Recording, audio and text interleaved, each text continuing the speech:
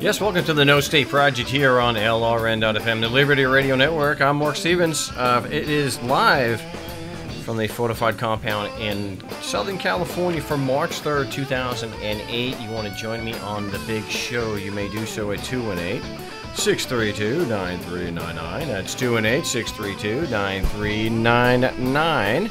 And the passcode to get in is 2020 with the pound sign or 2020 with the hashtag. You can also get me on Skype. That is Frank Rizzo 3. That's Frank Rizzo with the number 3. Instant message me first. And what we can also do if you just want to get into the chat, which you should. Excellent way to help prepare for court. Get yourself a motion to dismiss in a script, or at least a script, and get into the No State Project Skype chat so that you can do some role playing. Consider it intellectual sparring to help prepare you to go stare down the predators in the robes and the wannabes, the prosecutors. It's Frank Rizzo 3. And just remember, Libertopia is coming up real soon. It's going to be Humphreys by the Bay in San Diego, May 3rd through May 6th. So go to libertopia.org today and sign up if you have not, because we're going to do our damnedest to finally get a blues jam going at Libertopia 2018. Okay? Libertopia.org is the website for that. And just since the Wednesday broadcast was a train wreck as far as a tech issue, I wasn't able to take calls. We will, of course, be taking the calls, as I mentioned just now, on the big show today. I'll get to that in the next segment. And if you go to markstevens.net, you go to my YouTube channel, we are not streaming, obviously, live here when I am in California, because you can't do video streams with a 0.8 upload speed. So I think as bad as my upload speed was the other day, it was still 10 times faster than it is over here. So that's why we're not doing that. So if that changes, then I will, I'd definitely be glad to do the stream live here. But I will be getting the video just with graphics on the YouTube. So this will be posted, the audio of this will be posted on my YouTube channel, No State Project, and also at markstevens.net. And the latest video, I posted it yesterday. It is a short video regarding Beth's adventure in legal land in Washington, where the day after she filed a motion to dismiss and the discovery request, the prosecution filed a motion to dismiss and made some excuse about her being the victim of a restraining, that there was a no contact order. She was actually the victim. What the hell that had to do with the police officer giving her a ticket for not having a driver's license, I don't know. Usually they don't give a damn about someone who's a victim or has been hurt. Because as we see, if you go to Bad Cop No Donut on Reddit, another hometown hero fearing for his life because a dog was wagging its tail, which a dog wagging the tail most of the time is they're happy. I don't think dogs who are aggressive and getting ready to attack somebody are necessarily wagging their tail. But this hometown hero feared for his life. So he felt he had nothing else he could do to stop this dog who was wagging his tail but shoot him in the head. That's right. Shot him in the head. And they're charging the owner. Not only did they kill her dog, they're charging her $265 to get the ashes back, the so-called the burial fee, which is absolutely disgraceful. So it wouldn't matter that, because they felt bad for Beth. Oh, she was actually the victim here in this no contact order, so we're just going to throw out her trap. They don't work like this. They don't have any feelings. They're not, no. They don't treat us as equals because they don't see us as equals, and they certainly, you can't. How can you say that they're equal? They don't care. So I think it had to do with the fact that she stood up for herself, had the audacity to actually say, screw your sacred cow. I want to see the evidence.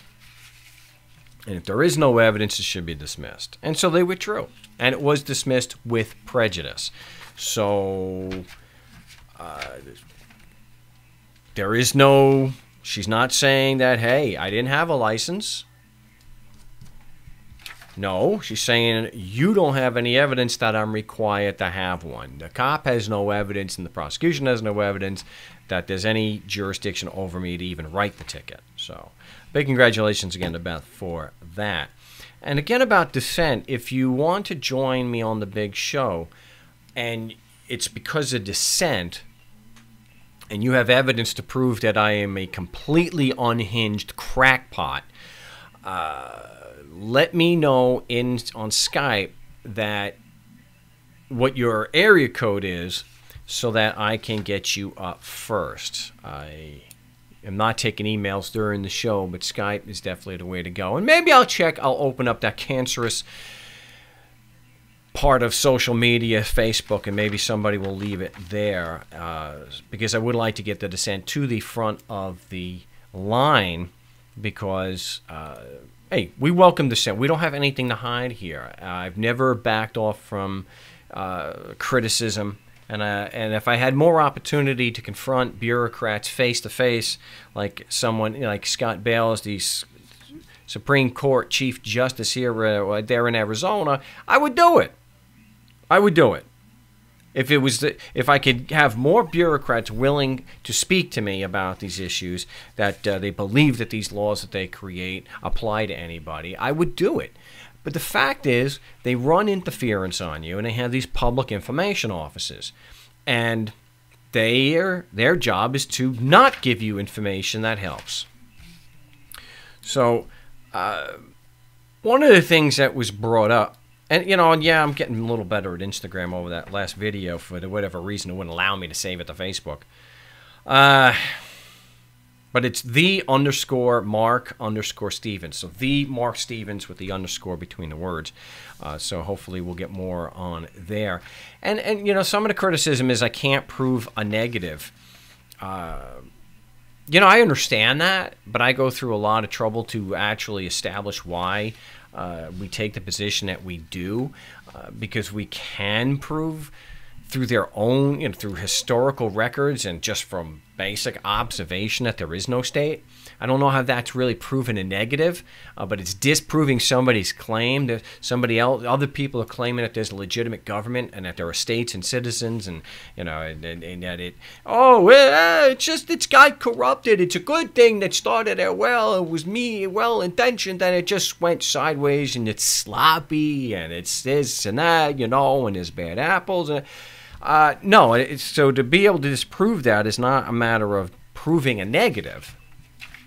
It's just using the evidence to show that the claims that people make and that they make in court are false. So the idea that they are representing us, completely false, because you're talking about a principal-agent relationship, that those co-government are actually agents.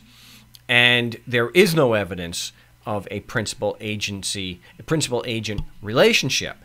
Because they are for, and the evidence is against it. The evidence contradicts the claim. So I don't, this whole thing about proving a negative, I don't think it applies there. I can definitely disprove somebody's claim if there's contradictory evidence. That scientific thing that you have to be able to falsify it. And yes, we can. And there is solid, direct evidence contradicting the claims that there is government, citizens, and states, and that they are representing us. Yes, pay us or we'll put you in prison. Yeah, that's a hell of a principal-agent relationship there, don't you think? We'll be back in just a moment. Welcome back. You're listening to the No State Project here on the Liberty Radio Network. Of course, it's LRN.FM. We're live every Saturday from 4 to 7 Eastern Standard Time, 1 to 4 if you are in the West Coast, as I am today, and every other weekend I am here Glad to be with you here today for March 3rd, 2018. I don't know what happened. I don't know if we're having another tech issue, but the number, the whole line of callers just dropped off, but it's 218-632-9399, 218-632-9399. The passcode is 2020 with the pound sign, and you can also reach me on Skype at FrankRizzo3. We're talking about court procedure, how to defend ourselves against these people from an anarchist perspective, why we do it from an anarchist perspective. We also talk about getting to a voluntary society, because it is 3 hours of anarchy radio. Anarchy meaning an absence of rulers, not an absence of rules. We believe that the rules apply, the basic principles of right and wrong apply to everybody, not just that they don't apply. The basic moral principles don't apply just because someone calls themselves a government and claims that they are acting on behalf of other people. And we're also more than welcoming for dissent, and a lot of times dissenters get more, the few that do call, because we don't have too much dissent to the show, at least, and certainly an even smaller number that are willing to bring their dissent in real time here on the big broadcast. But if someone disagrees with what is presented here, then please 218-632-9399, and the passcode is 2020 with the pound sign or hashtag. So why do we do it from an anarchist perspective? We do it from an anarchist perspective because we're not accepting a sacred cow. We're not just accepting what somebody has told us our whole lives. The idea that there are certain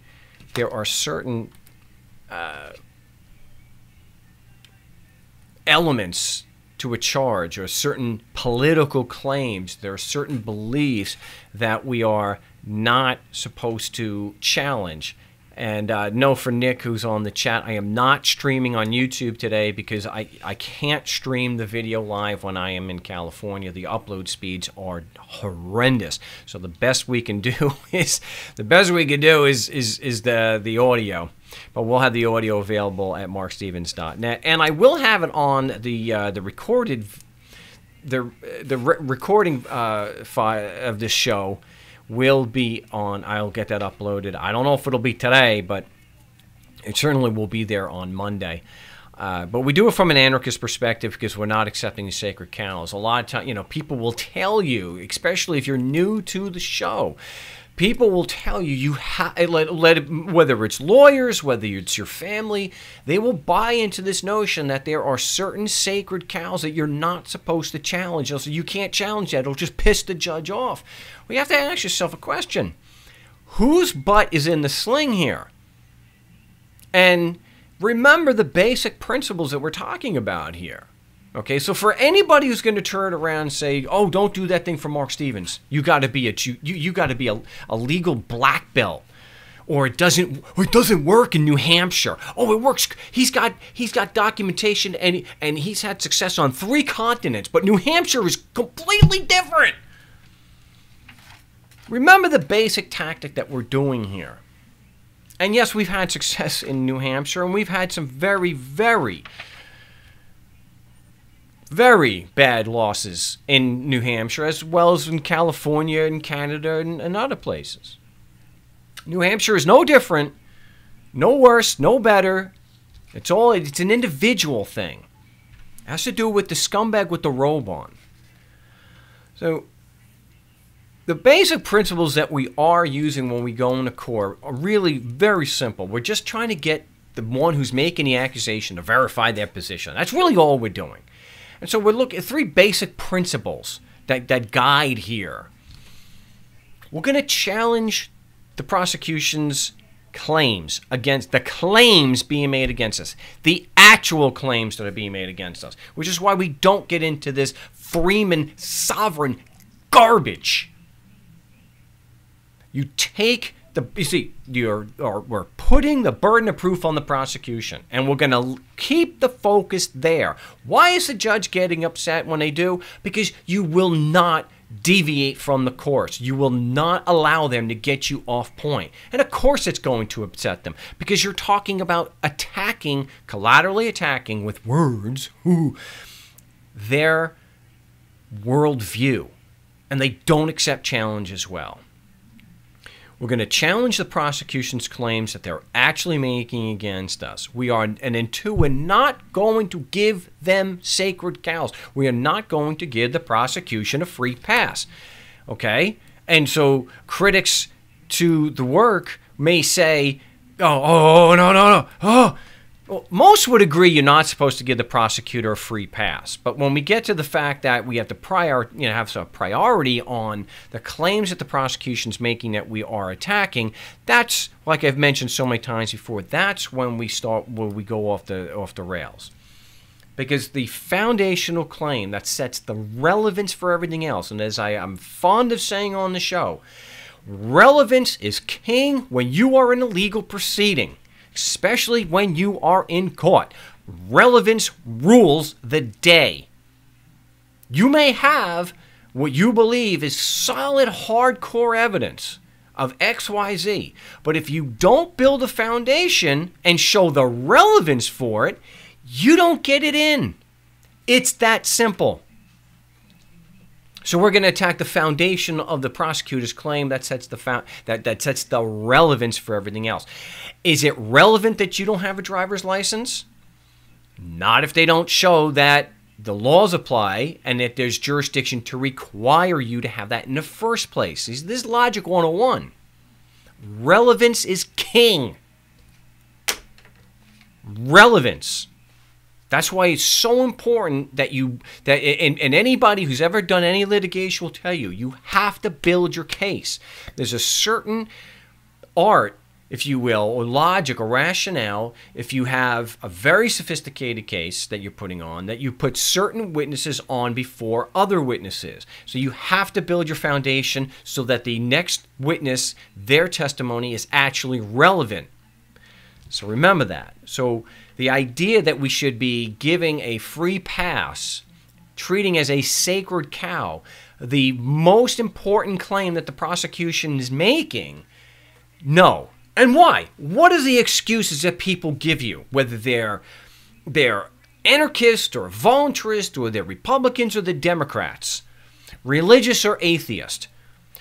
The biggest thing I hear is, you're going to piss the judge off.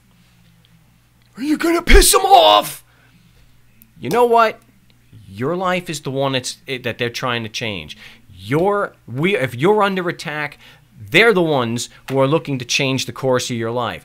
Can they get upset? Yeah, it's possible. But is that a reason to change your defense and not launch and see through a proven, effective defense of challenging the prosecution's claims?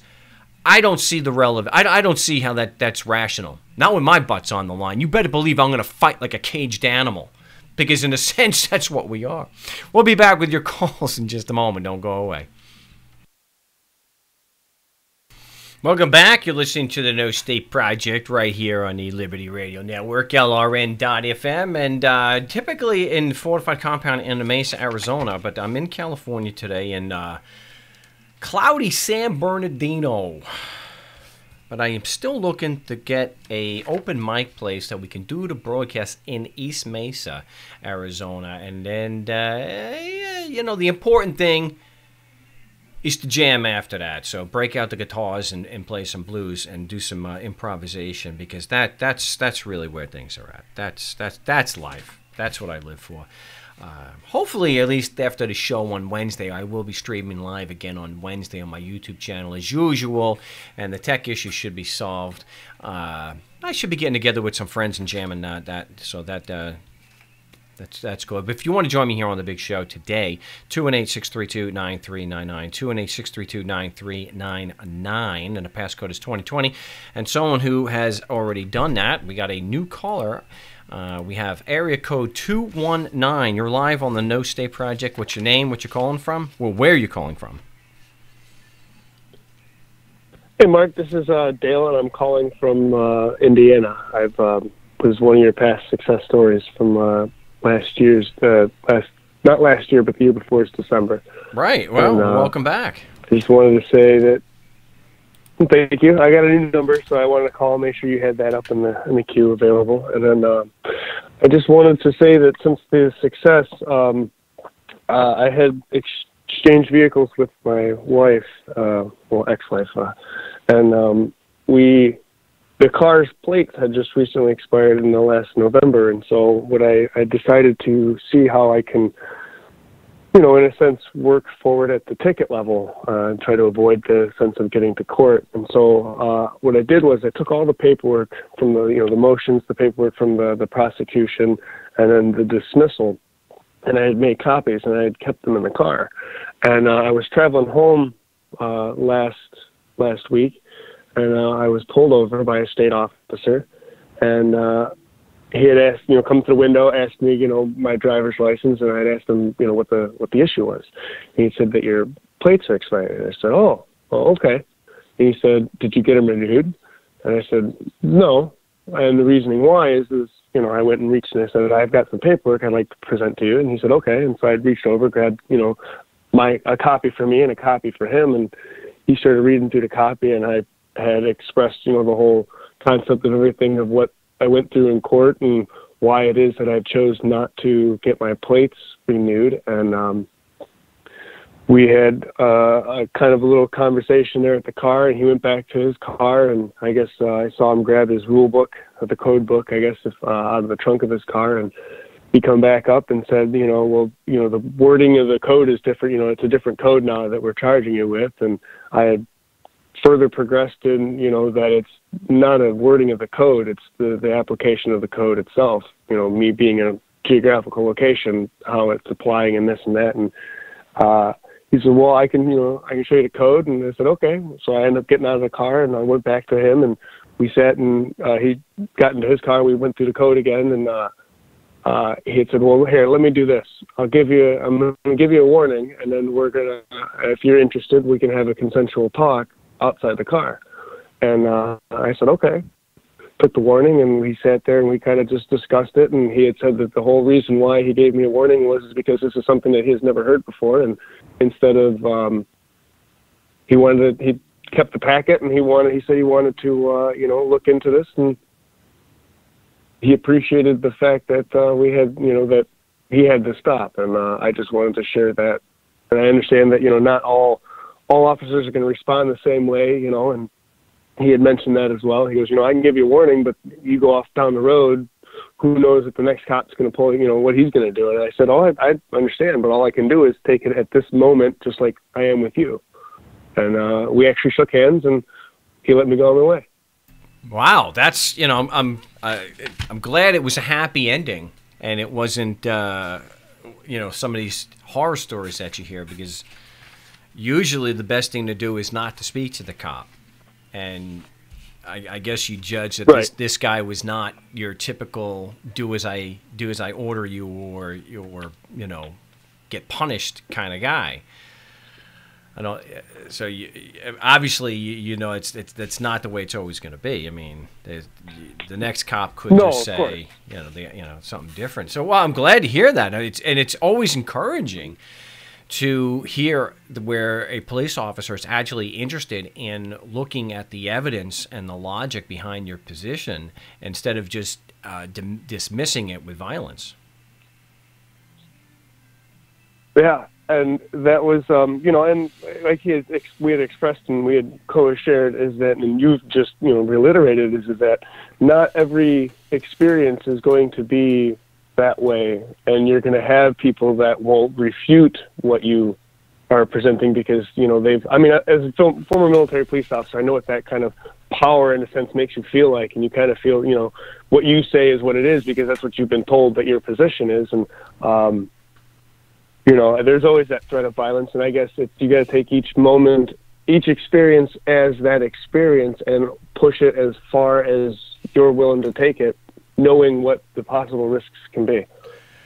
Yeah, it is very risky. I just want to thank you.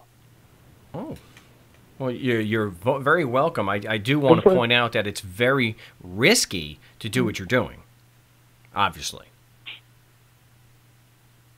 Of course, but when the truth is at hand, it's the truth should be the authority, not the authority be the truth. And unfortunately, somebody has to take steps like this. And I guess I'm in a sense find myself willing to, to pursue this because there's what I've learned from you, what I've learned from the method, what I've learned from my experiences is that you just somebody's got to stand up, and I'm willing to be that one. And who knows? We'll see.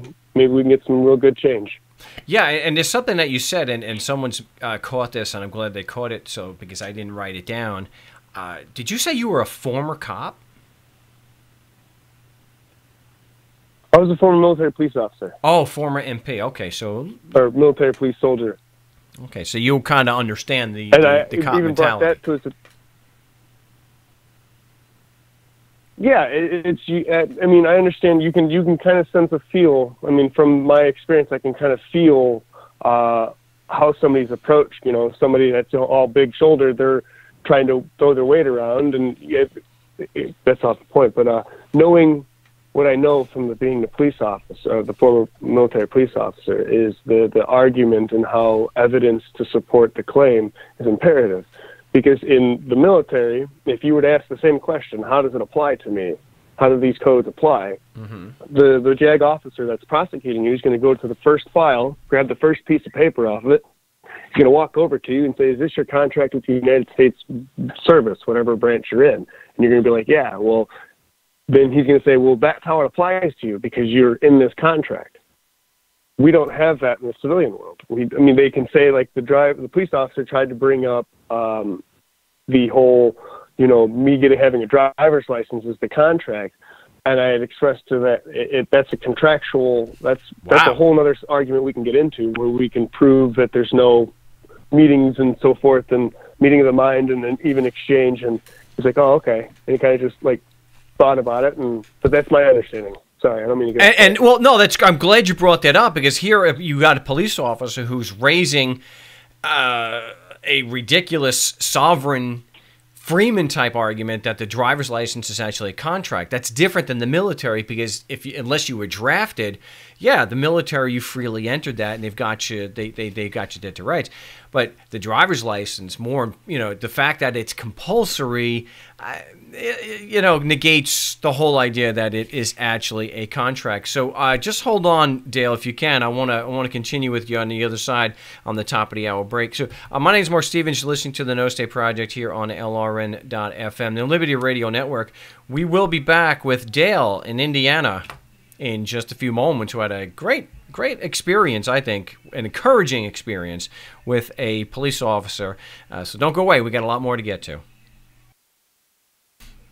Welcome back to the No State Project right here every Saturday from 4 to 7 Eastern Standard Time on the Liberty Radio Network, LRN.FM. We're talking with Dale in Indiana. If you want to also join the big show, it's 218-632-9399.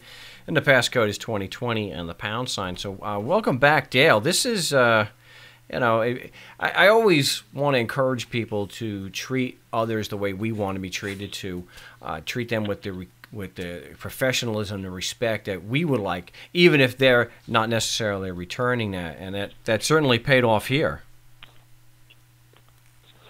Well, thanks, Mark. And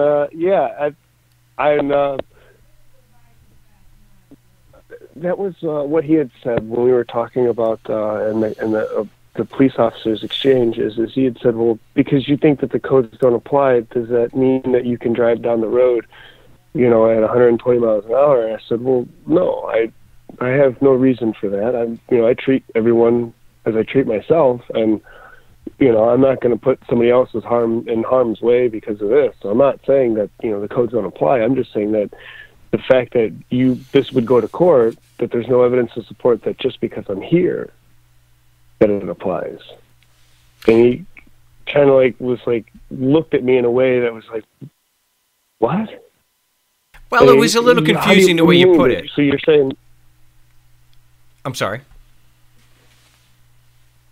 Let's say it again? It was a little confusing the way you put it. Oh, the way you put it to the police officer was a little confusing. Okay. Could have, yeah, I can see that now, and why he kind of was spaced out that way. I'm sorry, I'm just kind of got distracted for a moment. Well, and just to be clear, a lot of times, like with the IRS agent, this Michael Marconi, they want to come out and say your argument that the laws don't apply to you is frivolous. I'm saying, whoa, wait a minute, okay? You straw man much there, tough guy? Why don't you actually cite what my claim or my argument is if you're going to turn around and say that it's incorrect? My position is you and your agency have no evidence to support your claim that your rules and laws apply to me. That's radically different than just me saying, your laws don't apply. Okay? Your claim that it does has no evidentiary or factual support. So now if you address the argument or my position head on and you disagree with me, Mr. Marconi or whoever it has to be, then you have to then say the opposite, that you do have evidence proving your code applies. And we all know they don't.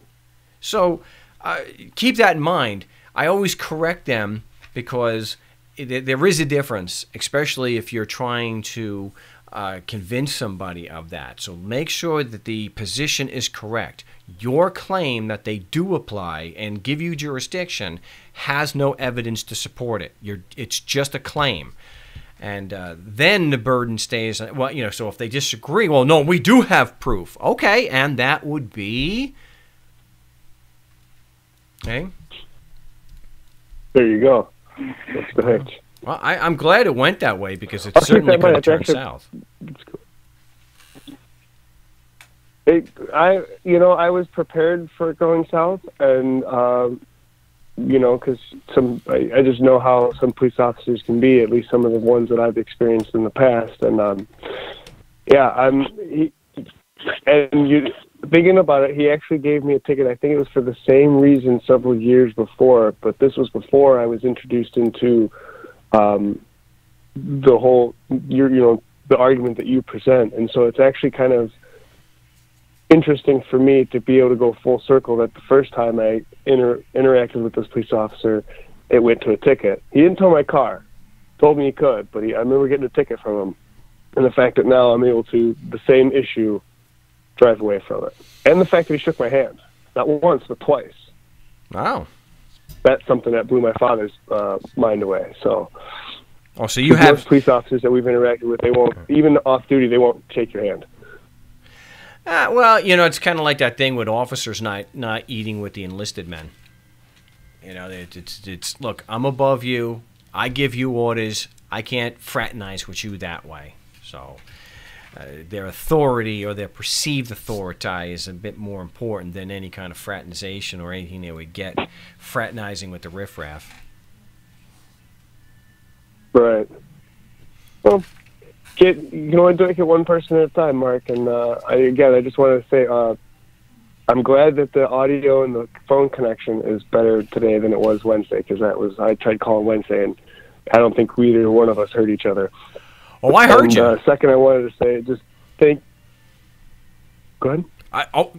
Thank me just to say, I heard you. Everybody heard you. It was just that the connection was so bad. There was an issue with my modem, so it wasn't a consistent signal. So it just sounded like you were going in and out, or like you were driving through a tunnel or something like that.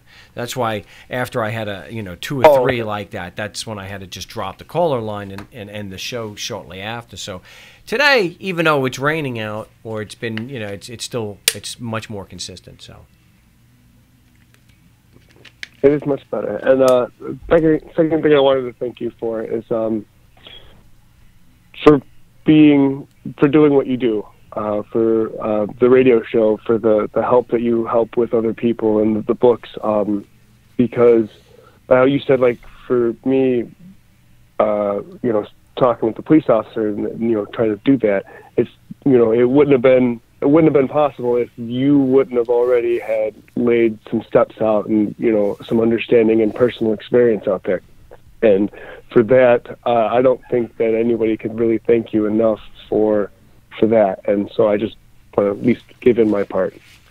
Well, I do appreciate that. I do get that challenging such a widely held and long held belief.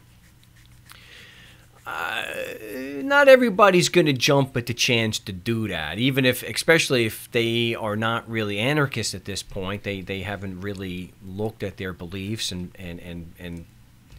but they just really want to get a traffic ticket tossed down, and because we are challenging the whole system. And I imagine that most people would not want to confront a chief justice of the Supreme Court, or even just a trial judge at a law library or something, and in front of several hundred lawyers who think the system is valid, and would mock you as you're doing it. So.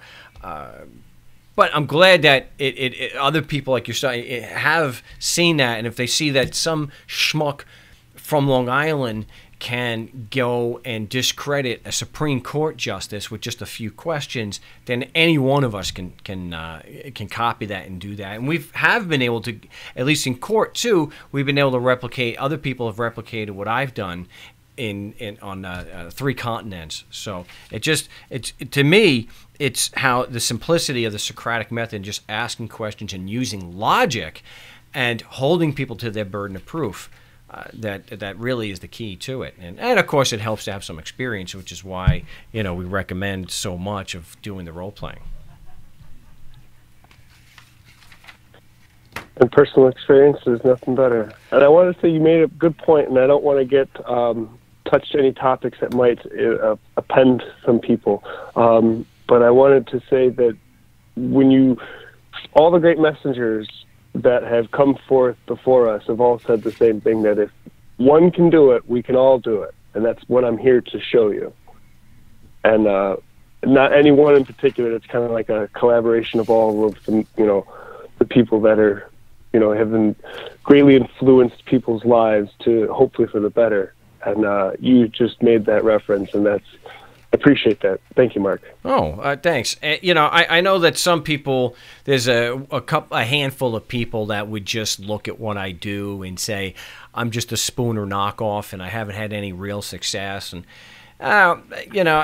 okay, whatever. I freely acknowledge my debt to people like Lysander Spooner, that we all stand on the shoulders of giants. The idea that any one of us is doing something in a vacuum, that you can achieve success or you can achieve some notoriety, and that it was completely 100% you, that you didn't take ideas from those who forged ahead years ago. It's just a height of arrogance, and thank good. At least it's only a couple of people that say something so monumentally stupid that I'm just a Spooner knockoff. Like, whatever. Hey, Dale, I do appreciate the time. We're at the top of the hour break, so I got to let you go. But my name is Marc Stevens. You're listening to the No State Project here on the Liberty Radio Network. We will be back with your calls in just a few moments after we do have the top of the hour break. But if you want to join me, it's 218-632-9399. Yes, welcome back. You're listening to the No State Project here on LRN.FM, the Liberty Radio Network. We're in the second of 3 hours of Anarchy Radio right here, as we do every Saturday from 4 to 7 Eastern and 1 to 4 on the West Coast. And it's Sunday morning if you're down under, and do appreciate everyone tuning in from down under. Anywhere from 9 to noon, I guess. I have to check that out. But if you want to join me here on the big show, it's 218-632-9399, 218-632-9399. It is live here in March 3rd, 2018. So we're going to go back to the phones. We have Travis. He's a new caller, but I already know where he's coming from. It's Travis from Pennsylvania. Welcome to the big show. Thanks, Mark. Yeah, what do you got for us today? Can you? What do I got? I have so much because I'm getting inundated with so much information. I have so many questions. I'm the newbie. You know what I mean? So one of the things that I was wanting to hear your thoughts on, and I know that this is going to bring the bile up into your mouth, but before wow. I came across. before I came across you, I was YouTubing through common law issues, going into court and whatnot. And so the thing that I hear from both sides, from both you and the common law guys, is simply argumentation and logic. Okay? And that makes sense to me. The issue with the common law guys is that they say, I'm going to stay out here in the realm of common law where I don't have to address you in your sphere of vocabulary and I don't have to address your world. I can actually talk to you in a way that is simply logical and is simply coherent and with normal vocabulary. When I hear you, I hear the same stuff. I mean, I hear great stuff about logic and argumentation and fallacies, and all that stuff is awesome and great. But the thing that I have in the back of my mind is, okay, Marc's stepping into their world. He's actually having to deal with their language and their lingo. So my initial question right now is couldn't you simply go to court not stepping into their world and do what you do simply with argumentation? Well, I think what the common law guys are doing is they're violating one of the principles of logic, and they're making arguments, and they're usually doing it with theoretical issues of law or legal interpretation. And my experience has shown, and not just mine but many other people, that if we just take the argument, look, we're forced into the situation. So and maybe the common law guys recognize that too, but we're forced into the situation, and we have to look at the path of least resistance. There are certain phrases we need to use because it helps to effectively communicate with them. I mean, they have to understand what you're saying. And experience has just proven time and time again, it's better, more effective to just take the arguments, the claims that they're making, and just get them through asking questions, leading questions, to get them to verify that their claim is true. And in the process, we're doing what we can through objections, which I know is their language, but to bring out how unfair the proceedings are. So that's why I talk about we're going to be asking leading questions to make it as difficult as possible, or if impossible, for them to make what they're doing look fair. Yeah. Another question that I have is I'm gonna have a little bit of fun with you, and so that's why I'm saying it that way, because I don't want you to feel like I'm attacking you when I ask this question. But I've heard you in some of your videos make comments in terms of the fictional construction of a straw man. And I've heard you disagree with that approach, but I'm going to ask you what evidence you have that is a false construct, that is, that you wouldn't use that construct because you don't believe it exists. So so what I'm saying is, what I've seen on YouTube is plenty of guys who believe the construct does exist, but you seem to think it doesn't. So my question, in all sincerity and honesty, is what evidence do you have that it doesn't exist? Well, you have to remember that the burden of proof is on the proponent of the argument or the claim. And so when I have had a number of people on the show, or it's been on, Skype, chat, something like that, or Facebook, when someone is making a claim that the straw man is real, in not one single instance has anybody been able to support that claim with any kind of evidence. On the other side of it, I have if you look at, and I understand that they may not disclose this, I get that. It has never come out in court that it's an argument that's being used, even when it's asked. And I have spoken to my share of police officers, prosecutors, and judges and agents. In fact, I have a friend of mine who has been a pro tem judge in Mesa, in Maricopa County, we'll say. He's done that for 10 years or so. I've asked him directly about that. And given the relationship that we have, he's been very upfront about things, and we're able to talk frankly about what he does and how immoral I believe it is, and he can understand where I'm coming from. And he just says there's absolutely no, that's not the way, he says that's not what we're doing. So I think that, you know, that should be sufficient. I mean, if I'm not explaining it clear enough, or if I'm not meeting my burden, or convincing you. Yeah, no, I understand exactly what you're saying. I was just wondering if there was something concrete that, because a lot of times, I mean, you've done this for so long, you know what I mean? You could have said something back 3 or 4 years ago, and I just haven't come across that resource. But all I've heard up to this point was just the fact that you dissent from taking that approach. So I was just curious, and I understand exactly what your explanation is. Another question that I have is in terms of preemptive strikes. Would you and have you ever suggested that written appeals, I suppose that's for the lack of a better word, rather than going to court? Say I get a ticket and my court date is set or my arraignment is set, but before I get there, I write out an address to the state or to the court and say, I have no contract with you to show up in your presence. What evidence do you have?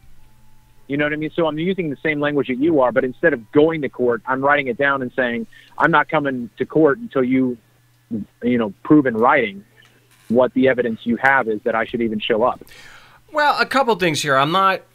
That's not the language that I use. I don't say anything about a contract. Yeah, for lack of better words. And I want to point out that because you expressed some concern a couple times about my feeling attacked. When you're doing this and we're just discussing the issues, you can press me as hard as you want, and I'm happy to field your questions especially because the manner that you're doing it. We could see. I mean, I did one radio show where it was about 2 hours long, and it was like the guy had hundreds of questions written out, and that's fine because it was never an issue of that I'm a crackpot or I'm this. So I'm more than happy to continue, and so you don't feel that you're asking these questions and I feel attacked, because I don't. That's why I understand. Okay, sure. Never. You don't have to feel that. So we are up against a break. So I do want to get back on the next segment. So I've written down what you wrote, so we'll get back to that when we get back. So let me mute you up. My name's Marc Stevens, talking with Travis in Pennsylvania, fielding questions about the way I do things and the way common law type people do it, and how to maybe preemptively address issues. And we'll do that when we get back in just a moment, so don't go away. Yes, welcome back to the No State Project. We're talking with Travis in Pennsylvania, and again, like when I say that dissent is welcome, this is what we're talking about. Not necessarily that he's dissenting, but he has questions about it, and I'm more than happy, of course, to field questions that people have regarding the work that I do. And if someone dissents, call the show, 218-632-9399, 218-632-9399. The passcode is 2020 with the £. And there's also, of course, Skype at Frank Rizzo 3. So, and the thing with the common law people is they do tend to stick on the no injury, the no damage, and leaving the door open that if there is an injury and damage, that the court would have jurisdiction. And I disagree with that. Just because someone, and I know that there's Shelby who really disagrees with me on that part, but just because somebody breaks your window or does some kind of damage like that does not magically make a written instrument from 1787 apply and create obligations on somebody. So it's basically like saying that if someone does hurt me, it's granting legitimacy to a criminal organization, and that's not how it works. The only way for them to stop being a criminal organization is to stop threatening people and forcing people, strangers, to pay them, not the fact that I or someone else injures another. So welcome back, Travis in Pennsylvania. And so what we were talking about before the break is that you were asking regarding some kind of a preemptive strike, and as far as paperwork, but you definitely don't want to put something in there about a contract, because they're not looking to contract with you, and they're not trying to enforce a contract. There's no evidence to support that, and the fact that they are men and women that force everyone to pay. Yeah, they're a criminal organization, and they're not trying to contract with you. So definitely that's sure. And I'm mixing a little bit of the systems together, as I said before, for lack of better terms. So the contract idea for me, it actually, Lysander Spooner's work mentions contracts all throughout, in terms of the fact that there are no signatories after the last signatories have died. So there is no contract. So that language is there to a certain extent, but what I'm asking one moment. Let's always happy to talk about Spooner's work, but what Spooner is stating explicitly in No Treason, the Constitution of No Authority, is that there never was a contract. That if there was a contract, then it died with the ones who may, but they never did sign in any way to make themselves responsible. And even by the language of the Constitution itself, it's not a contract. So that he's pointing out throughout his work that there never was a contract. Okay. Yeah, I just listened to it yesterday while I was driving, so it's still new in my mind, and I've got to have to listen to it over and over again, just like I'm listening to your show over and over again to hear you, sing the same song, so that I start to learn the tune and the melody and the words to sing along as well. So I guess what my initial question, let's just throw out that language of contract then. Is there, in your mind, any positive approach to doing what you do in a preemptive way in a written form? Like, to a certain extent, you're saying, prove to me that this ticket even requires that I show up. It depends. I looked at preemptive kind of things, knowing in advance the way certain things work. I don't know if that's something that we could apply to the courts, that the court would give a damn. In the context of the taxes, we know in advance that a lot of tax agents are going to say to you, "Look, I don't write the laws. Go to the legislature." And but I'm not.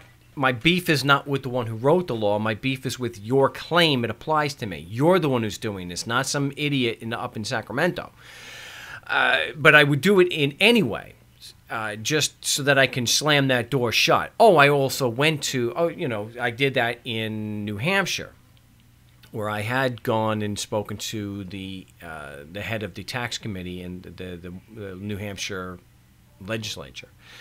So when they do say something like that, you can say, I actually did that, and they can't prove that the laws they create apply. Now, can you? Yeah, so but it still boils down to their claim. Now, could we go to...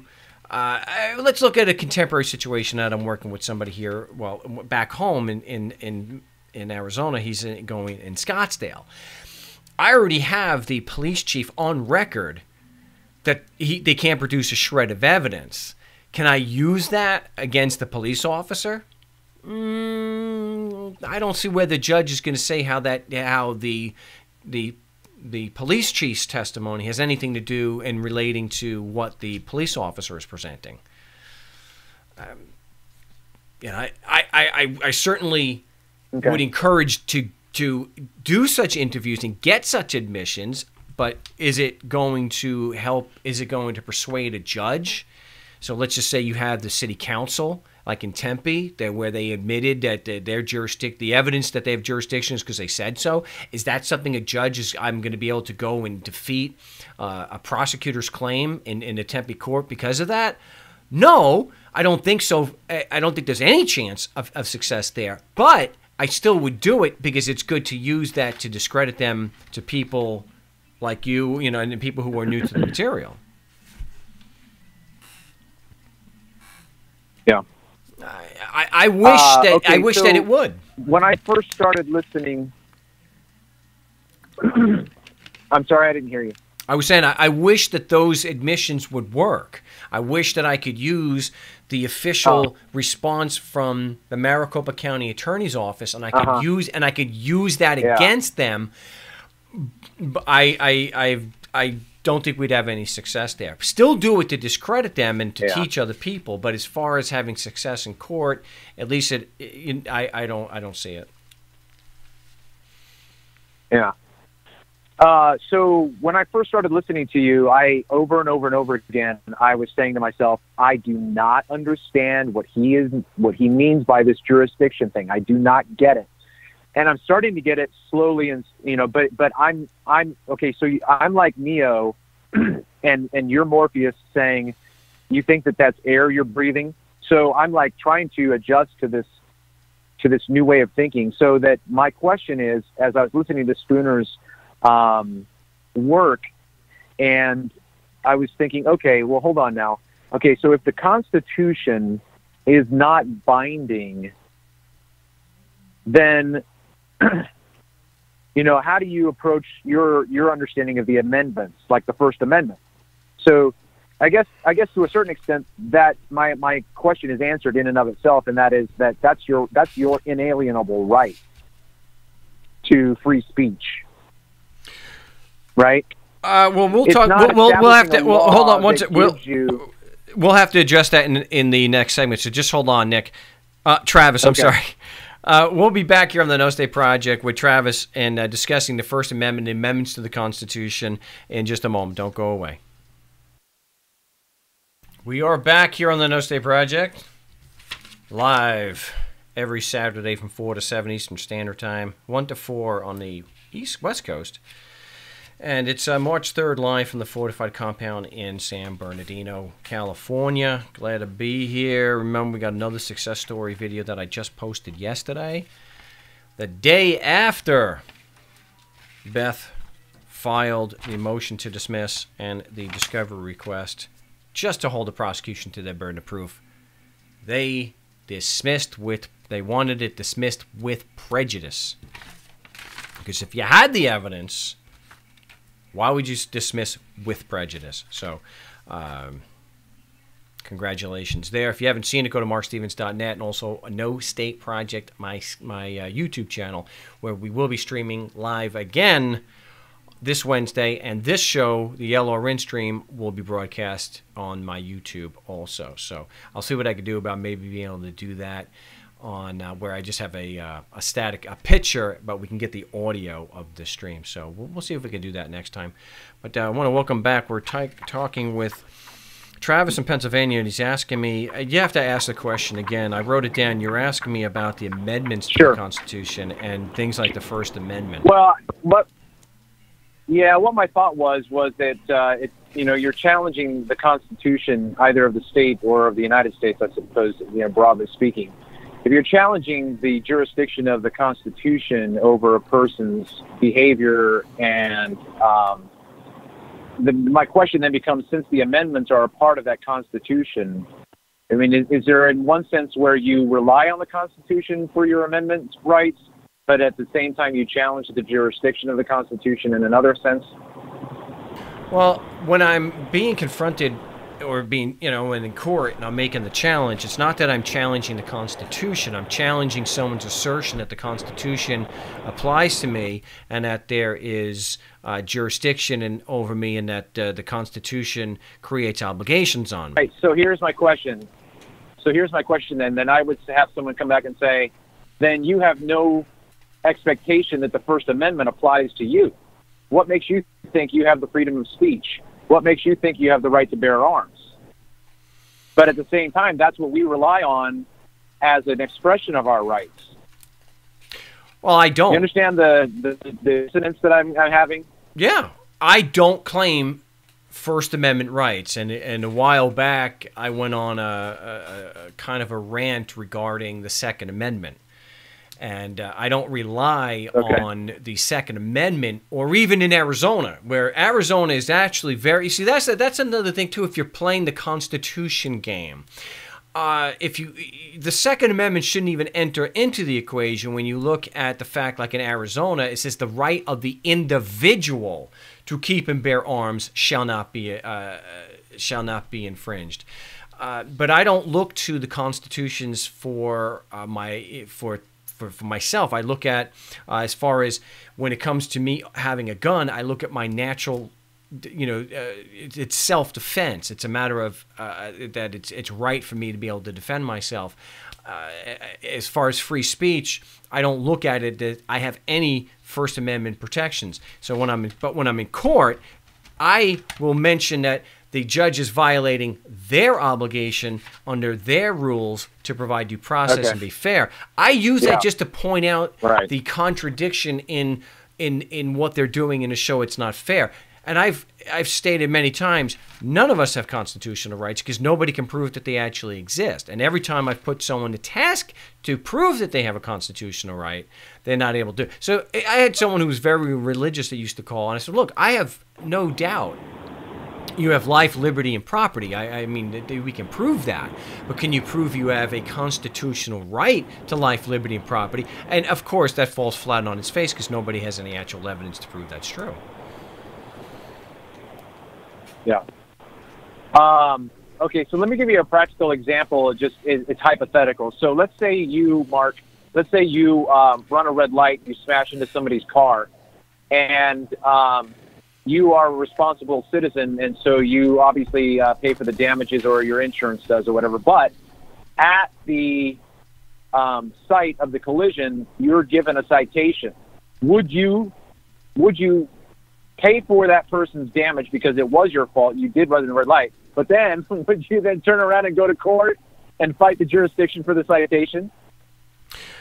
I would. I just want to address that when you said that I was a responsible citizen, there's no evidence that I or anyone else is a citizen. I knew you were going to do that. Okay, right. As soon as I said that, I thought, okay, I chose the wrong word, but whatever. You get my point. Yeah, well, I had to write that down. Yes, I mentioned, every time I mention about anarchy, I state that we are anarchists because we believe that the principles of right and wrong, live honestly, injure no one, give every man his due. I believe that applies to everybody. And so when we reject the concept of rulers but not rules, so we should be, responsible. And so if I did hit someone's car, yes, I have insurance. I always tell people, look, you need to carry insurance in case there is an accident. That's what it's there for. So that the insurance company, because I've paid them to take that risk for me, will make the person whole. So I would absolutely do what I needed to do to make that person whole again and relieve them of their pain, the best that I could. And I would absolutely fight like a caged animal the police officer who gave me that ticket. Yes, I would definitely go to court and I would fight that tooth and nail.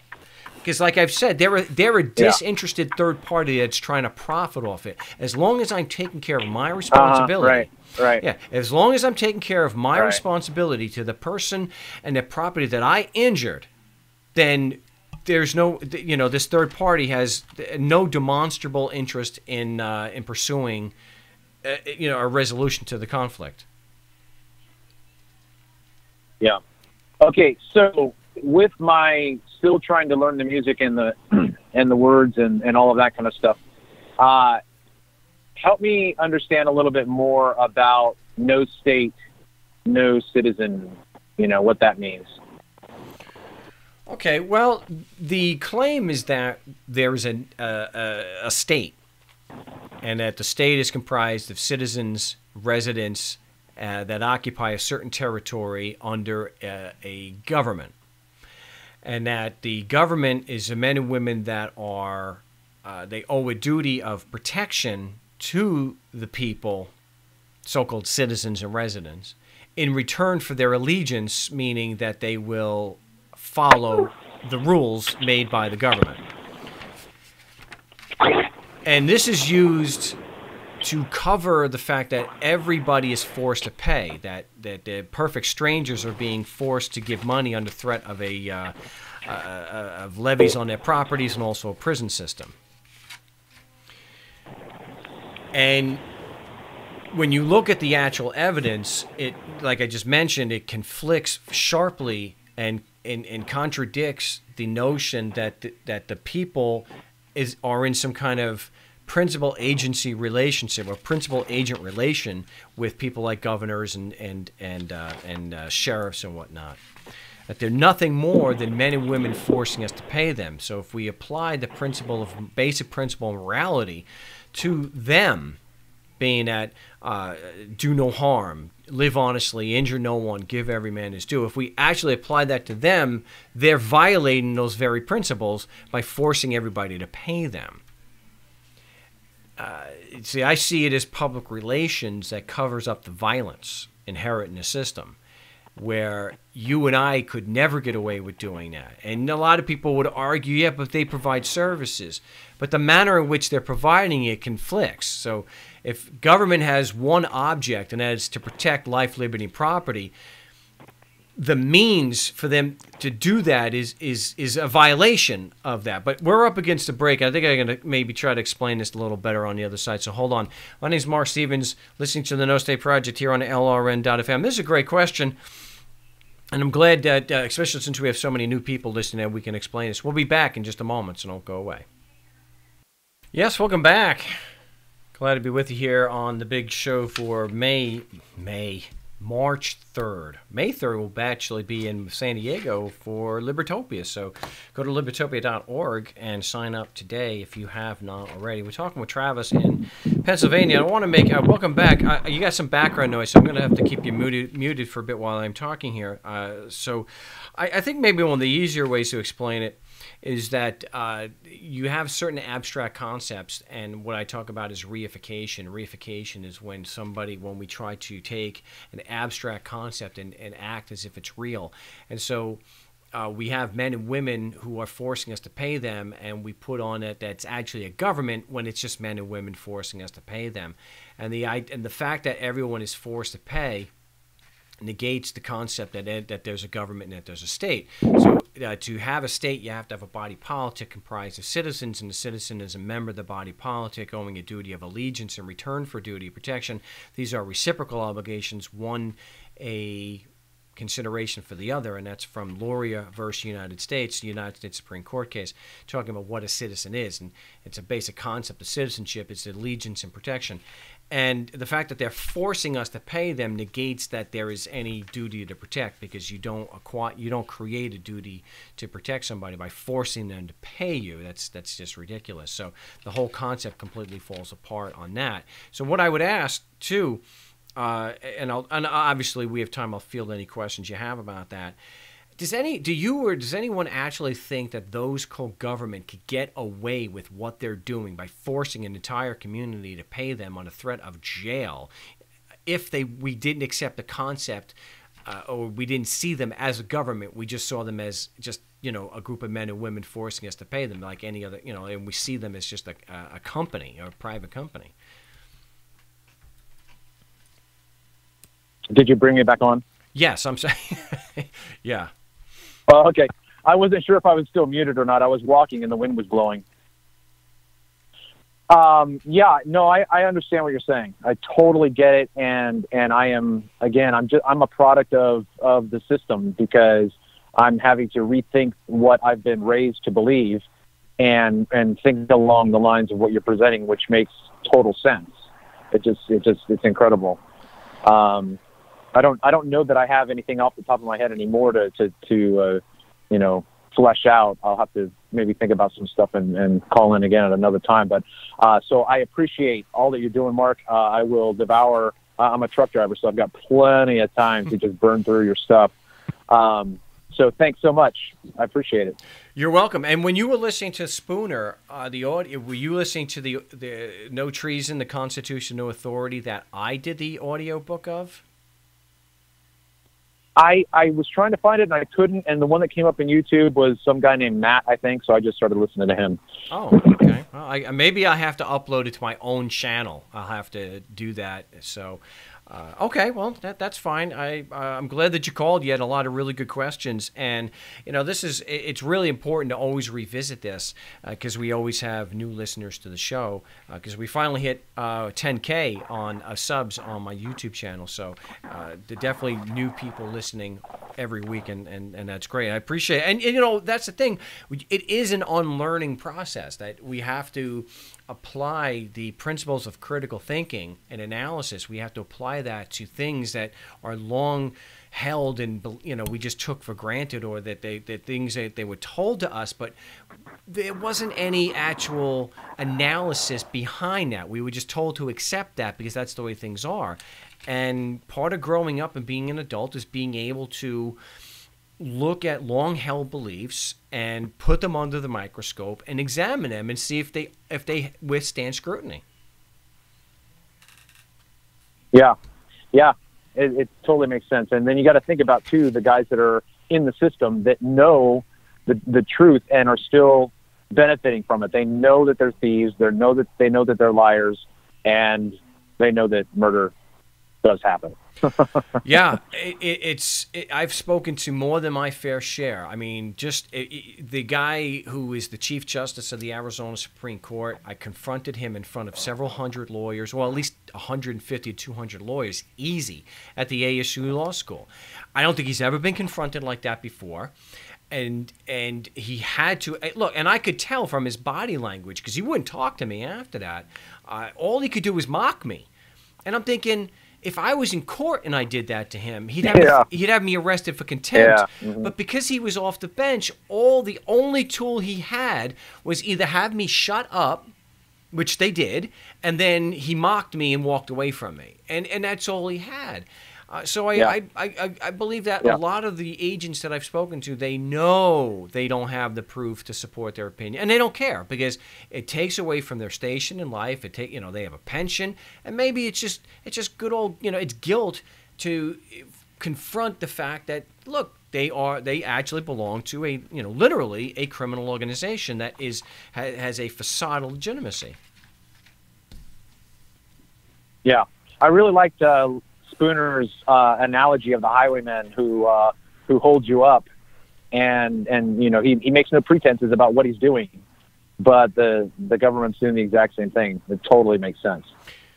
Yeah, the difference is that the people called government believe they have a right to do what they're doing, whereas the highwayman doesn't hold this belief that he has a right to do what he's doing to you. And then the majority of people, unfortunately, believe that the government, unlike the highwayman, has a moral right to steal from you. Oh, yeah, that's why I mentioned it's just the difference between what governments and organized crime is organized crime doesn't have as good public relations. Yeah, right. Right. That's what it boils down to. Yeah. So I do appreciate the call, and you're welcome to call back if you have any other questions. All right, Mark, you take care. Appreciate it. Travis in Pennsylvania, we only have a minute or two before we have to go to a break, another top of the hour break. So I'm not going to bring anybody up just yet, but we're going to have Wonder Ann from South Carolina next. We weren't able to get to her or anyone else's calls on Wednesday, but hey, this is not something that most anarchists, at least the ones that I know, have not gone through.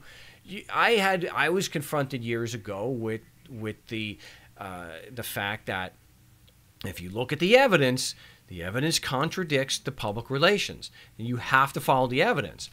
It can't, you don't. I didn't want it anyway. I wanted the truth. I wanted to be able to make better decisions. I wanted to know the truth, and I had to accept that given the evidence that they are men and women. Okay, there's no disputing that.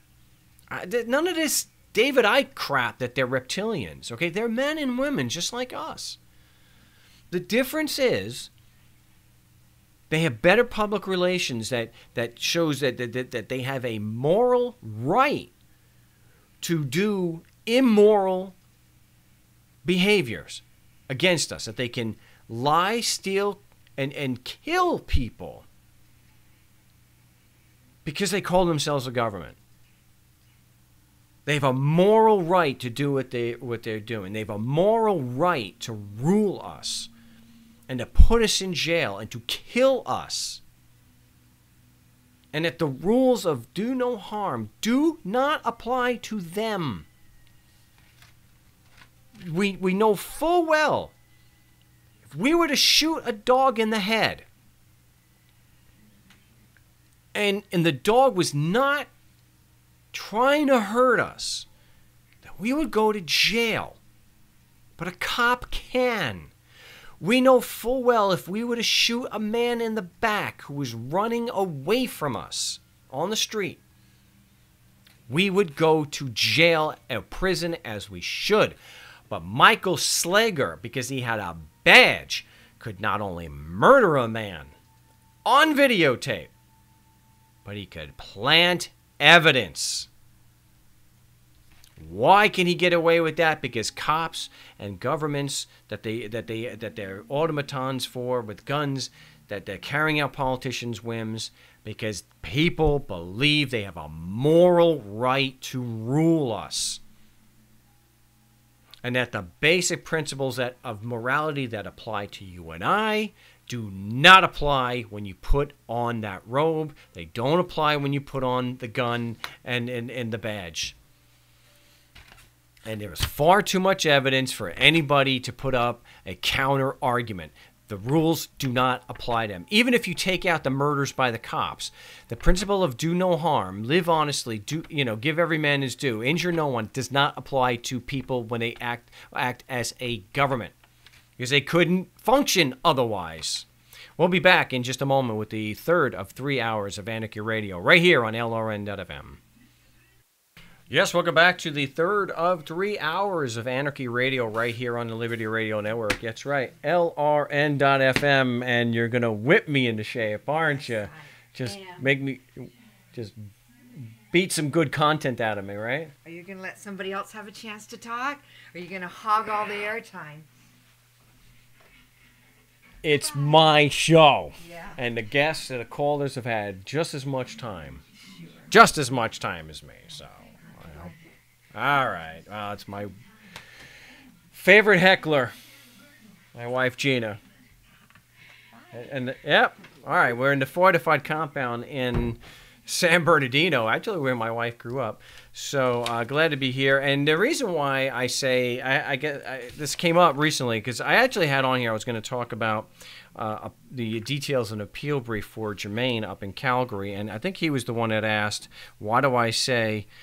Fortified compound, because I hate them. I don't like the media, and they tend to be very biased against people who question commonly held beliefs like there is a government, and there's not. It's just men and women forced against the pale. And so they don't describe people like us as living in a home. They have to make us look like we're crazy, so we don't live in houses and homes. We live in fortified compounds. And so that was a narrative, part of the narrative a number of years ago, of people who didn't believe in paying taxes, that it was immoral. Yeah. Forcing people to pay you is moral, but resisting such theft is immoral. So, yeah, anarchists and volunteers types, we don't live in houses, we live in compounds. I mean, come on. And you don't have a basement, you have an underground bunker. Yeah, okay, so instead of just addressing taxation being theft and why, no, you have to make it look like the people who say taxation is theft, because it is. You have to make us look like we're crazy. Why? Oh, why address the actual facts? Why not actually address the public relations garbage? No, you have to discredit somebody who actually tries to exercise critical thought and analysis and think apart from the friggin' herd. That's what the media does. Not saying it's all fake news, but there's plenty of fake news that comes from and is proven true from the Pentagon. The Bush administration made that an art form. They made it look like it was a regular newscast, and it was produced by the Pentagon. So, please, that doesn't mean that I think Trump is a good guy and that I don't support any politicians. Ugh, that's what I say about politicians. They're criminals. Criminal organization. If you force strangers to give you money, you're a crook. And I'll get this call of shame up. I'm sorry I've been back. I'd rather get the success stories up there. But I asked that question of the court administrator in Tarrant County. His name is Greg. If I was to do things like your organization, I force strangers to give me money, would you consider me a criminal? And he said that was a baited question and he wouldn't answer it. Because it's obvious. If I did if I operated the same way, yes. And that mean and so the Tarrant County, the people who call themselves Tarrant County, they force people to strangers to give them money. Criminals. Criminal organization. And we did find out that not only did Cheryl Hardy unilaterally order a psych eval, contrary to what this court administrator said, that judges don't do that, she did. Not only that, his lawyer stood mute, did not object, and to this day doesn't know the grounds on which Cheryl Hardy ordered the psych eval. So I want you to imagine that. Anytime somebody wants to put me down or any of us, that we're not lawyers, that's what a lawyer did. His own client was ordered to participate in a psych evaluation. He didn't know the grounds, and he didn't have the decency to object. Yeah, those are the guys. Whoa, sorry for hitting the mic. These are the guys that are driving around in Mercedes and have multiple houses that command $500 an hour.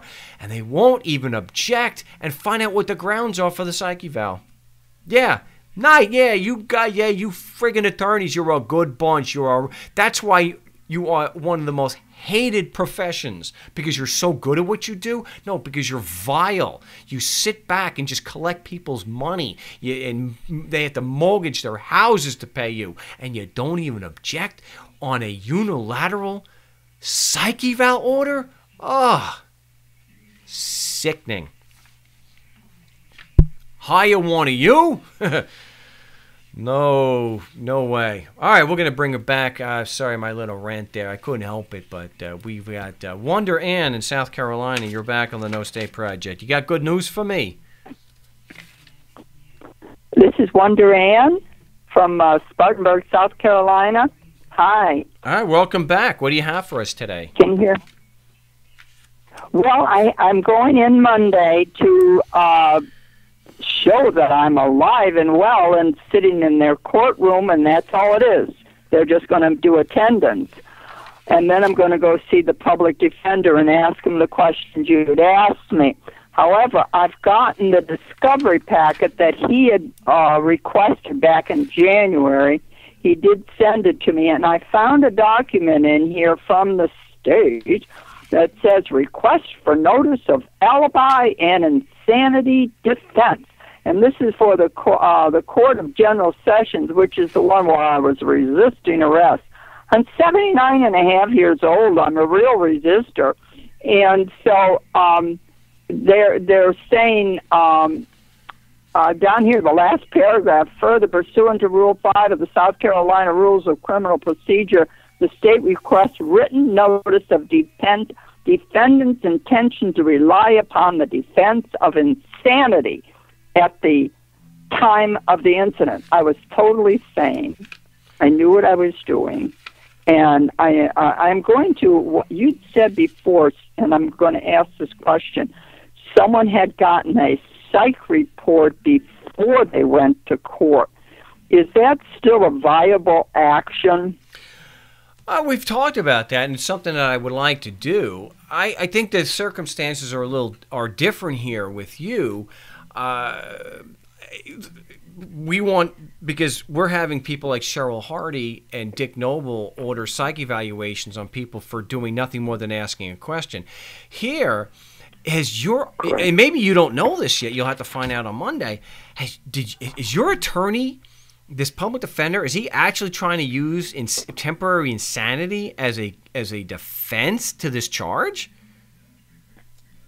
I think it's the state that's doing it because I believe it's from them. It says Catherine Owens, assistant solicitor. I think that's from the state side. Well, they may be under the impression that, because look, if you're going to launch an affirmative defense that way, you have to have evidence to prove that. And so your public defender may have put that out as a defense, which then triggered them to say, well, she's going to have the evidence that she and the witnesses she plans to provide at trial to prove that. So that's something I would be asking this public defender on Monday. Hey, are you trying to make a case for temporary insanity for me, or or irresistible impulse? Okay, that's a great question. Okay. You didn't get the reference, though? But wait, Wonder Ann, you didn't get the reference? Is that it? No one? There is a reference. It's Rule 5 of South Carolina Rules of Criminal Procedure, and the document that accompanies it is called Request for Rule 5 Disclosure. We're up against the break, so just hold on. We'll be right back. My name is Marc Stevens. You're listening to the No State Project right here on LRN.FM. We'll be back with Wonder Ann in South Carolina in just a moment, so don't go away. Welcome back to the No State Project. Remember, Libertopia 2018 is going to be in San Diego again at Humphreys by the Bay, libertopia.org. And I'm glad to be with you back on this Saturday, March 3rd, 2018, live from the Fortified Compound in San Bernardino. I will be live streaming, hopefully no tech issues on Wednesday, and we will also be streaming, just like on Wednesday, this show, the LRN stream, will also be streamed live on my YouTube channel, so that'll be back. Remember, it's only every other weekend we can do that. I'm going to see about on these days if I can get the software to work. Not posting video, but actually just a still so we can get the audio on my YouTube channel so more people can hear the stream that way. So I want to welcome back Wonder Ann. So Wonder Ann, what were you saying regarding the public defender? With this, the public defender received these documents as a discovery document on January 16th, and this one on requesting the Rule 5 is actually requesting that the defendant, to inspect, they want to inspect and copy books, papers, documents, photographs, tangible objects, regular discovery requests for me to bring into court or send to them. But my question now is, when I see the PD on Monday, do I say anything about wanting to reply to that? Do I request that they put it in better writing for me? It's so post-dated. January 16th is almost 2 months away since they sent it. You were going to find out if the lawyer was going to go standby or withdraw so that you could actually defend yourself. So what happened with that? Well, I haven't seen him. That's my problem. See, we're really going into to meet with him. I'm going in Monday to meet with him for getting those answers. So that is part of that movement that I'm doing on Monday. Okay. All right. Well, find out if he's willing to do that. But go ahead. I would bet the farm that the reason why the prosecution is asking for proof of this temporary insanity is that this public defender is using that as an affirmative defense, and that would be really bad. I mean, temporary insanity? I mean, come on. That's why I made the reference, and no one's gotten it so far, and I kind of understand it. Irresistible Impulse from Anatomy of a Murder with Jimmy Stewart, and he's it's a ridiculous. It was a ridiculous offense. And here, I think it's just as, that's ridiculous. Temporary insanity? Because he's admitting, basically what he's saying is you did resist arrest. No, I would be rejecting that defense, and I wouldn't be giving the prosecution a damn thing. The only thing I would be giving the prosecution is a discovery and Brady request of my own. Okay, now, the Brady request. Okay, that was the other one. Okay, Brady request for to go against that. Now, when I go in Monday, I want to tape it because sometimes I hear some, and sometimes I don't hear at all. So, do I have to tell them I'm recording the actual meeting? Well, it depends if it's a one-party consent state. I don't know. You'd have to look it up. If it's a one-party consent like Arizona or like the federal level, then it's fine. But it's your attorney. So there is an attorney-client privilege. You're not supposed to be broadcasting that. I guess the attorney is the one that can't broadcast it, but you might, I don't, I wouldn't take the chance. I would let him know I'd like to record the meeting, but he's going to say something, but our conversations are privileged. I mean, I guess you could be the one to break that privilege. I mean, it's to protect you, and not necessarily the attorney. Mm-hmm. I am concerned that he's not. My concern would be why in the world he wants to plead in temporary insanity instead of being a bit more aggressive and say that you've got a 79-year-old woman that is allegedly resisting arrest by how many cops? And come on, give me a. I mean, just the story. 5 cops. Yeah, just 6 actually with the woman, but she came in late. The idea that look, and I'm not trying to come across as sexist, but come on, a 79-year-old woman resisting arrest with a bunch of male cops. Come on, on its face, it sounds ridiculous. It just reminds me of that. I'm with you on that. I mean, that's even you were the there. Officers in the pod said the same. What? Yeah, it's just like this hero, this hometown hero I was mentioning earlier that shot a dog dead because he was wagging his tail. Yeah, cowards. Yeah, he shot the dog for what reason? Well, it's on video, and they showed. I'm sorry.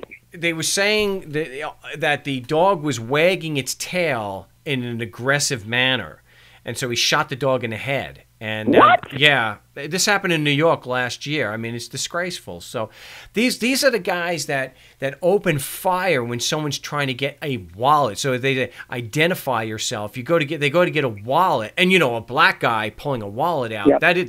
That I'm in fear for my life just talking about it. So I know. I can totally understand. Hometown heroes, cops. They put their lives on the line. Hey, you got black guys pulling wallets out of their. I mean, come on. How much do the cops have to put up with before they start gunning you down? I mean, come on. Amen. Okay, sarcasm I'm with you on that. Is off. So okay, next thing is where do I look to see if there is a form I must apply here in South Carolina for me to remove my my PD if he won't go into counsel for me? I would just file a motion. Because I heard this on an audio. Oh, well, there might be a form. You can search it online. I would just write my own up, a motion to have counsel to withdraw counsel. And if he's going to, so from what you're saying, it's been difficult to communicate with him, and the fact that he may be trying to plead insanity without actually conferring with you first. He's not supposed to start launching a major defense like that without talking to you about it. I mean, seriously, this is not my bias against lawyers speaking. This is just common sense. You don't launch a major defense like that without discussing it with the client first. So we'll finish it on the other side and wonder answer. Just hold tight. My name is Marc Stevens. You're listening to the No State Project right here on LRN.FM. We'll be back in just a moment. Don't go away. We are winding down here, but we still have 2 segments left here on the big show. One good segment, and then of course the last one's a bit short, so we're not going to get to everybody today, but we'll be commercial-free, streaming on my YouTube channel, No Stay Project, on Wednesday, so shouldn't be the same problem as this past week. That's why if you go, you'll see that the show was about 35 minutes that I had posted. So we lost a bit. So, but good information. We had some good stuff that we were talking about there. Let people know that dissent is welcome on the big show. So, if we miss you today, then we'll get you on the Wednesday broadcast. So, I want to bring back Wonder Ann. So, find out on Monday and let me know what's happening, because he should not be making such a big defensive move and such an affirmative defense without floating it past you first. I mean, that's just excellent. Oh yeah. And so the other side of it is, and I'm sorry, you were going to say something else, and I interrupted you. That would support your, if you had to get rid of him and have him withdraw, that he is going behind your back and doing something like that. So it would just make it better grounds to have him released as counsel. Very good. Okay. Now the other thing is that in the cop's police report, he left out a whole section where I emphatically repeated to him 3, if not 4 times, he was breaking and entering into a private automobile, and he totally negated that. So, and of course, there's no rebuttal, of course, from my PD, because he didn't know that. I have an affidavit of truth that I've printed, set up of the step-by-step minutiae, really, of the actions they took. So should I be giving that to the PD on Monday, or do I keep it and file it at the time I do a rebuttal to the actual court? Well, I don't know if I would call it an affidavit of truth, because it smacks of Freeman sovereign kind of thing. It's just an affidavit of facts. But as long as you keep it to just an affidavit of facts and you don't put any legal conclusions in it, and you're using that as impeachment or to show that the police record is not complete, or that they're deliberately leaving that out. But how is leaving that out? How does that hurt your how does it hurt their case or make your case, your defense weaker? Well, I don't know if it makes it weaker. It's just the fact that he's ignoring what I was attempting to do, of standing my ground. I did not know that you needed to say, "Where's your warrant?" He's put it into all of his stuff, but I didn't know that you needed to say, "Where's your warrant?" to say you need to come into this car or automobile. Well, you see, the thing is, and this is something that is over 70 years of court cases. They don't need a warrant if there's probable cause that a crime is being committed. That is the point that I wanted to make. Where's the crime not having your headlights on? Well, they could make a case that they had probable cause to investigate because they believe that without the headlights on, it was a violation because you were endangering other drivers. So it's easy for them to do that. I mean, you can counter it's a code violation, but if they're saying that you were endangering yourself and other drivers, then that's their foot in the door.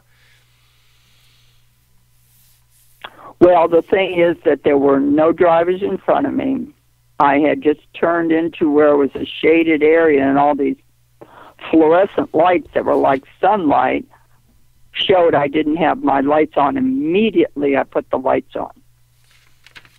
Well, any pretext, they're going to just use that, even if it's a flimsy pretext, and the courts have unfortunately allowed them in a lot of traffic to get away with that. So the warrant's not an issue as long as they have even a flimsy pretext for the stop, which then led to that. I need to get to some other calls, so I got to let you go. But what I need you to, good luck, and let me know. Email me on Monday and let me know what happens. I want to know for sure that this guy is making this defense and it with no input from you.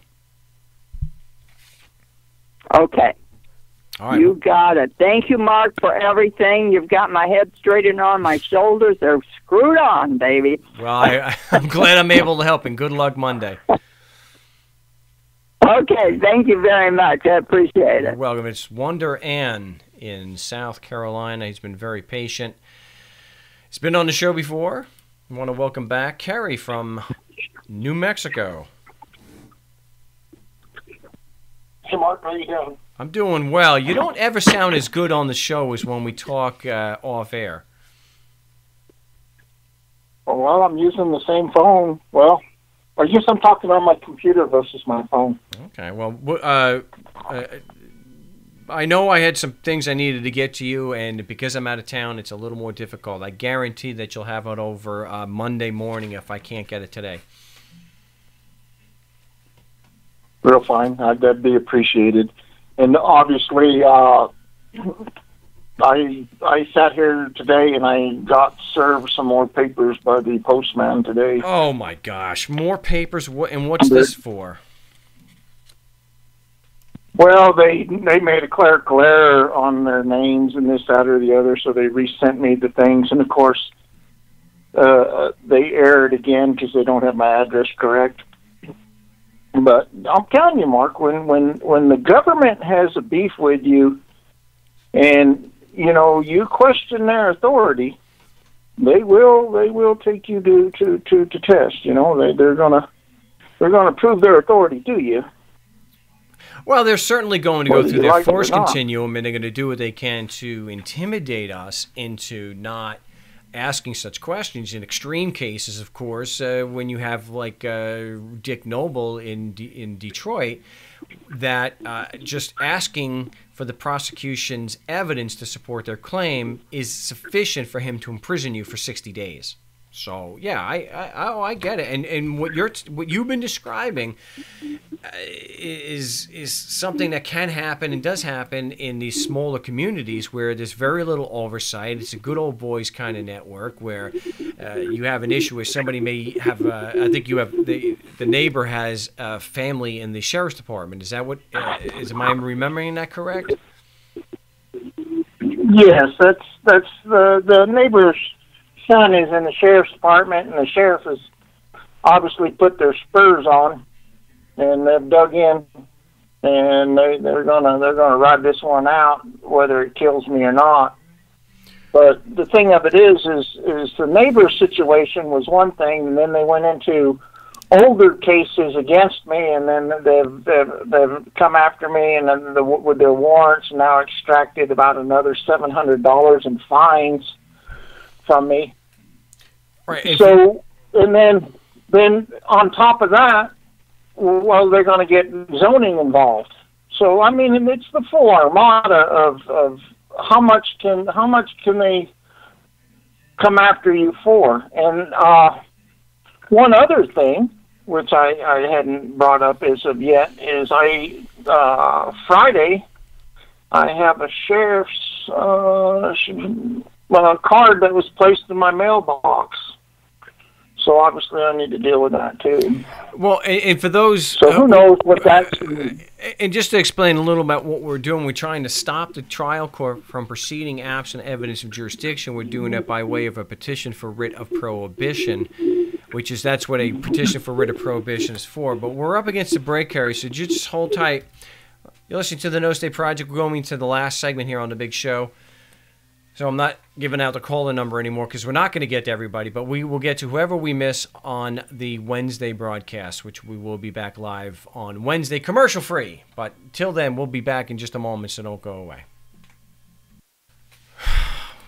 Welcome back. It's not...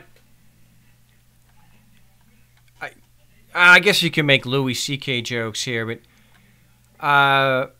I'll get Carrie. You gotta apologize and indulge me here for a second. You don't always get a chance to read headlines like this. The New York Post cop charged with masturbating in front of female officers. So what are the copsuckers supposed to be thinking here? Who's wrong? The female cops who are making the allegation, or is it the cop? Who's wrong? What do you do when you're a copsucker and you worship cops and you have something where cops are alleging crimes against other cops? Who do you believe? What kind of internal conflict are copsuckers going through with this? A Brooklyn cop has been indicted for allegedly exposing himself and masturbating in front of 5 female police officers on multiple occasions while on duty. Officer Avaso, 31, a 9-year NYPD veteran from the 60th Precinct in Coney Island, was picked up by authorities Friday morning and charged with 7 counts of public lewdness and 4 counts of exposure. He was released without bail. Well, it's good to be one of the king's men, you know? He was suspended from his post last month after exposing himself to a female cop assigned to the 60th Precinct for the 3rd time. After the victim were referred to Avoso as a pervert, filed a complaint February 16th with a Patrolmen's Benevolent Association delegate saying that Avaso exposed himself to her while on duty. 4 other women came forward with similar allegations. Wow. That is, yeah, cops. Pillars of the community. I don't understand. I can't have the show degenerate into that. But well, Kerry, welcome back. What I was talking about before the break was regarding the petition for writ of prohibition. For those who are new and don't know, a writ of prohibition is something that a court will issue to a lower court or to a state agency or a city or a county agency when they are exceeding their authority or acting completely without jurisdiction, rather. So we have a trial court that is not holding the prosecution to their burden of proof, and despite any evidence from the prosecution, or allowing them to go forward. And again, for those who want to defend and say that the prosecution doesn't need evidence when they make a legal claim against someone like Kerry, does that mean that the defendant gets to make legal claims without evidence against the prosecution? So that's the thing. If you're going to say it's fair for the prosecutor to do that and it's okay and it's due process, you've got to let the defendant do the same thing. So that's where we are, Kerry. So definitely, if I can't get it today, because again, I know I'm under the gun here, I'll get it to you Monday. Well, fine. So do you have any questions regarding the procedure on the petition for writ of prohibition? Not necessarily, but I mean to your listening audience, that any time that you enter a court and the judge pleads not guilty or no contest or whatever, if the judge pleads for you against your will, then you should be following that writ prohibiting. Yeah, and I do have a video regarding when the judge does something like that. And he has a lot of background noise today, so just bear with me. So what happens is when we go in, and this happened to Kerry, so even though Kerry wants to plead guilty, he just wants to know if the prosecution has submitted sufficient evidence to prove jurisdiction to even have an arraignment. The judge, instead of holding the prosecutor to their burden of proof, covers the prosecution's burden, refuses to presume your innocence, falsifies the record by insisting that you're refusing to plea, and then pleading not guilty for you. And obviously what we want to do there is we take that evidence of what the judge has done, and we want to file to change the judge. And we're only doing that because we use that as grounds to then file a petition for a writ of mandamus to review that, and we always do that with a stay of proceedings so that the trial court cannot proceed. And I always want to throw this out. I do not want to hear these stupid critics say something. So anytime I can preemptively, to borrow what Travis said, a preemptive strike, we have had zero success with writs, petitions for writs, at the federal level. That includes habeas corpus. So all the success we have had with petitions for writs have always been at the local or the state level. Wow. You know, when it's the feds. They will take your filing fee for a petition for a writ, and they will not accept jurisdiction.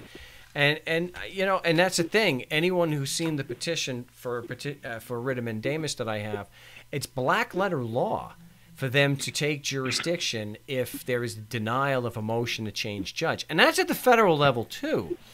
We just have never been able to get a federal court to take jurisdiction over that. So the law is clear. It's just like, Kerry, when they're supposed to take judicial notice, like in California, that there are exceptions to the Anti-Injunctive Tax Act. And at the federal level, too. I've posted the Enoch case many times regarding the exception at the federal level to the Anti-Injunctive Tax Act, but the federal judges unanimously won't recognize that such an exception exists. They just ignore their own laws, which is, they only enforce the laws that suit them. And yeah, they may enforce their codes and their due process better when you're dealing with a real crime like murder or rape or robbery. But if you're in a tax situation, if you're in a drug situation where all it is keeping their prison system occupied and making the money, yeah, they throw it completely out the window. They don't give a damn. Could not care less. So, again, too much background noise from there, Kerry. There's Mark, there's nothing but silence in this room. So somewhere in between, there could be some background noise. There's nothing here. Oh, all right. Well, I'm in a quiet room. Okay. All right. Well, I that's why when I'm speaking, I can mute you up so we don't have nearly as much of that. So I don't know what the deal is, but at least I can get you guys on the line today. But I will. We're pretty much out of time, so I will get with you off air. I do appreciate the call. But my name's Marc Stevens, and you know, it's not a matter of my bias when I talk about judges being corrupt, especially at the federal level. The only justification somebody can have for judges refusing to take, the Court of Appeals refusing to take jurisdiction over a petition for the writ of mandamus to review the denial of a Section 455 motion to recuse, is that they have discretion. They don't have to take jurisdiction. I get that. It's an extraordinary remedy. I understand. They unanimously. But what they cannot explain is why judges at the federal level, and every single one of them in California, have refused to even acknowledge that there is an exception to the Anti-Injunctive Tax Act. And even though it exists at the federal level too, and even though the Supreme Court has held this many, many times for decades, no one can explain why the courts will not acknowledge it. It's corruption. And that's the thing. You can acknowledge it and still say, oh, but the facts pled do not put this complaint within that exception. Sorry, they won't even do that.